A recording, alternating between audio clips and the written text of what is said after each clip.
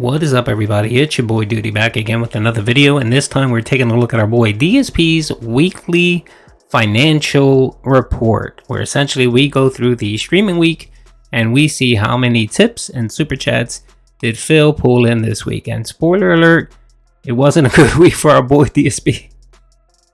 Oh my lord, Vince McMahon and Scopely hardest hit, and DoorDash.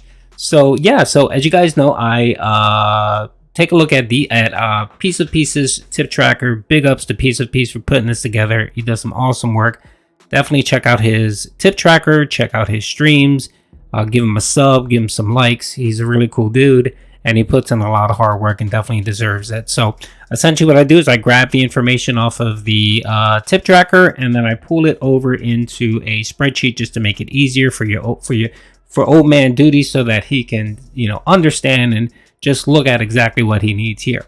So what you have here is I pulled down DSP's information for the streaming week. So he started his streaming week on the 16th of February and went all the way through yesterday, February the 21st.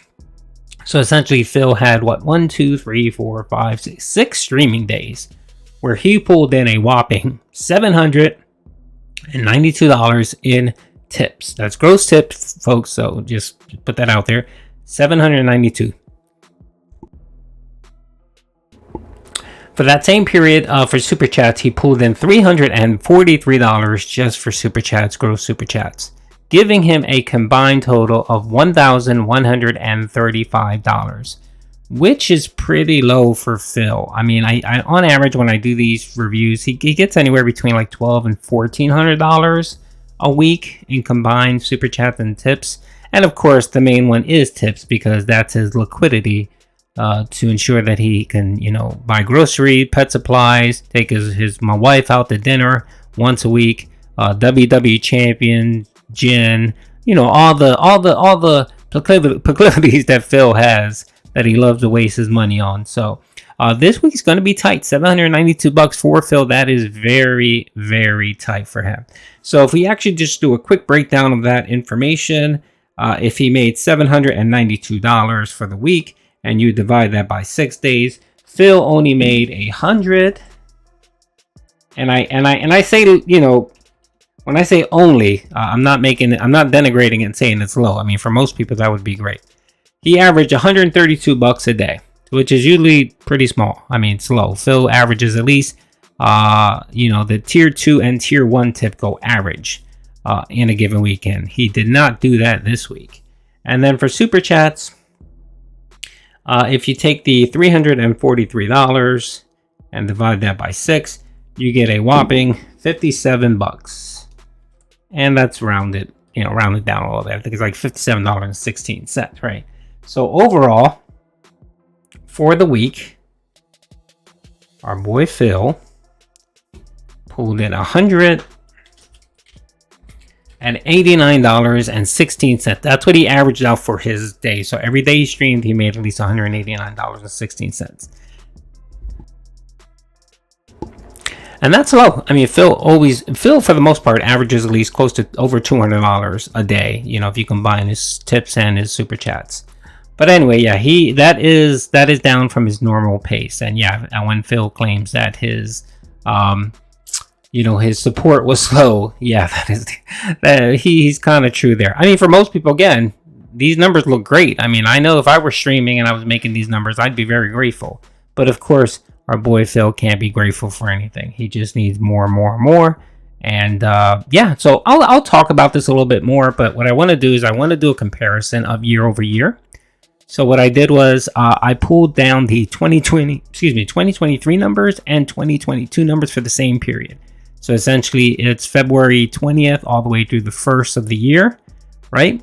And as you can see, our boy Phil did, he did about 44 days of actually streaming so far. So I did a comparative of 2023 and 2024. So, 2023 and 2022. So you're not going to get yesterday's numbers, but you'll get everything before that.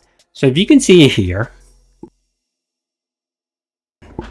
I apologize. I got something in my throat that's causing me to cough, so I apologize. So for 2023, you can see that Phil so far has made $8,156 in tips for the 2 months, for almost 2 months. For Super Chats, he's pulled in $3,152.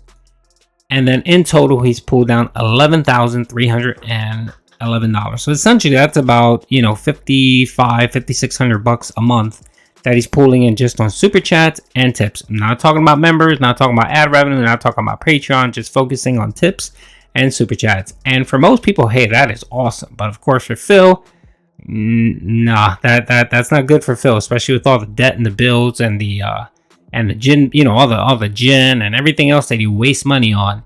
Our boy's in the hole, and it's not looking good for him. Now, if you do a comparison of what he pulled in for 2022, you can see that he pulled in $10,380 for tips for that same period, $4,661 in Super Chats, for a total of $15,042.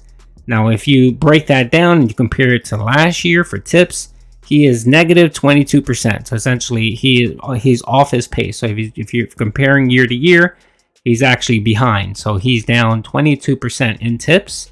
For Super Chats, he's down negative 32%. So he's made less. He's made about 32% less than what he made last year. And then overall, for his grand total, he's only made, like I said, $11,311 compared that to last year, and he is down 25%.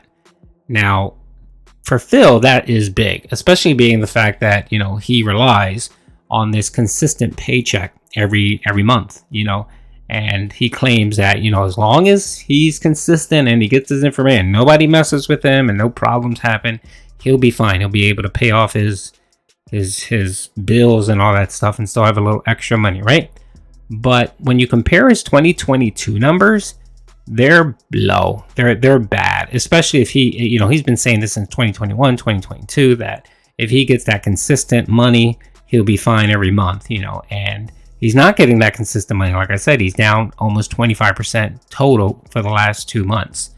And if you do a comparison of 2021 to 2022 and 2023, it even dips a lot more. It's pretty significant. But I just wanted to focus on the last year and the beginning of this year, and do this comparison to kind of show, because I'm under the view that Phil's channel is dying, and I think he actually is progressing the death with this new DSPReact channel, which is siphoning off some support from his DSP gaming.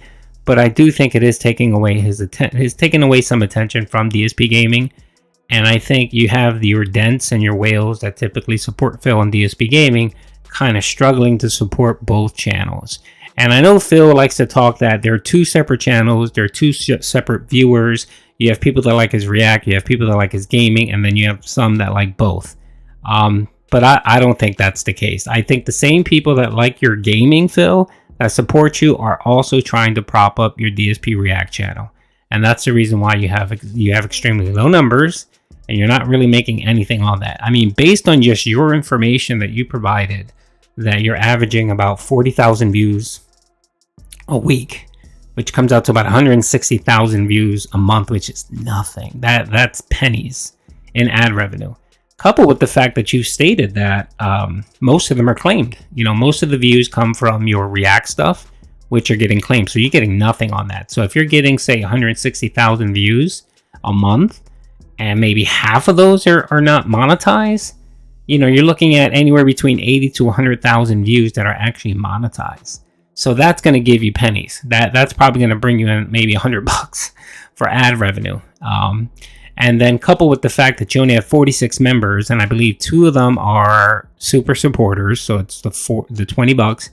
But the rest of them, the remaining 44, they're just your standard $4, $4 a membership.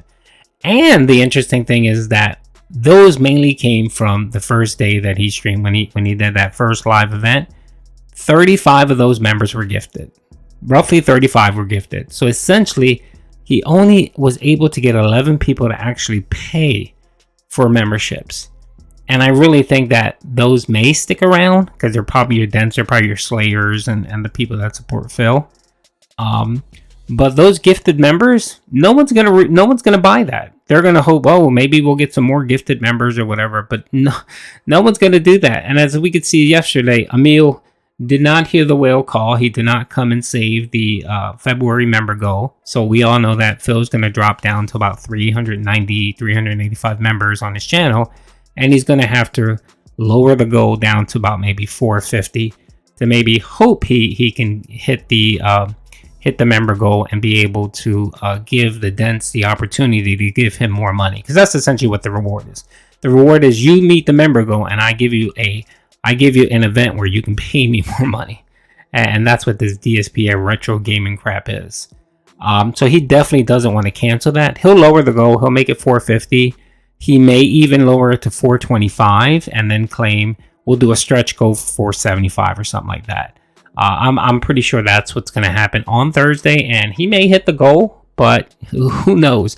If he does, he definitely, I don't think he's going to hit the stretch goal. He may hit, if he lowers it to 425, he may get the membership he wants, the member bomb, Emil or OIC or Game Tracker or IOC will come out and give the members he needs to be able to give Phil that day where he can milk the dents even more. But yeah, it's not looking good for Phil at all. I mean, I know I had a conversation the other day with Prophet and who was it? It was Prophet, King Sly, and a few other folks, and we were talking about DSPReacts, and most of them are under the impression that they give this channel a month, they give it 2 months. No, I give it more than that. I think he may realize that it's not going anywhere within a month or two, and he'll kind of give up and be very sloppy with the channel and just not care. Not upload as much, just won't even bother, and figure, all right, if I can get 50 members, that's just 50 additional members that'll pay me every month. And then he'll leave it that way until the fall, where he'll come out and basically, do his state of the channel and essentially claim that he's heard feedback, he's heard from his members, and he is responding to feedback that everyone wants DSPReact to be combined with DSP Gaming. So he's officially rebranding DSP Gaming and canceling DSPReact, and he's going to move all of the content from DSPReact to DSP Gaming. That's what he's going to do. And he's going to say, I think it's going to benefit people. Just have one-stop shop to come and view my content. They don't have to go to 2 different places, which I think is a problem. It's difficult. So hopefully those 50 members that we're paying will gift those members to DSP Gaming, or will, if they don't have a DSP Gaming membership, maybe they'll decide to be a DSP Gaming member. So that's how I envision it going. So I'll give him to the end of the year. Most people think he's going to give up in a month or so. Even with shorts, he's still doing shorts, but he doesn't talk about it. He doesn't promote it, and it's because he's making no ad revenue on it. Everyone knew that it was going to take a long time before shorts blew up. People don't go to YouTube for shorts. They go to TikTok for that.